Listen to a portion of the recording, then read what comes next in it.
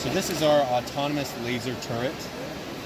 It's running TensorFlow object detection, which is a library that you can download and run the software. It's running it on a Raspberry Pi. There's instructions online on how to download that and how to run it.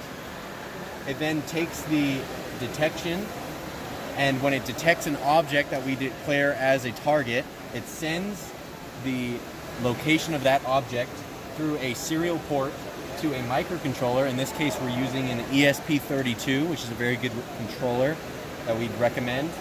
And then using real-time embedded software, we process that signal that comes through the serial and basically control the servos using a servo controller here, which then allows us to control up to 6.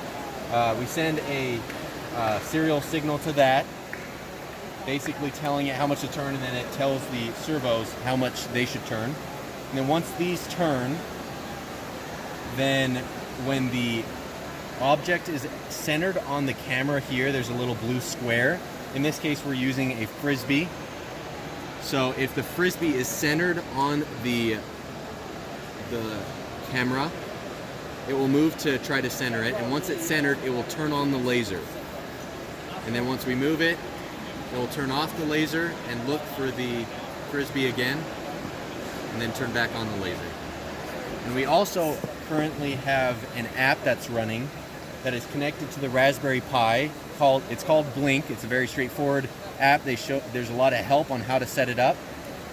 And we're controlling specific outputs on the Raspberry Pi using the app, which then on the microcontroller decides if the entire laser is on or if the laser is armed, meaning that if we're even on the target, if it will fire or not.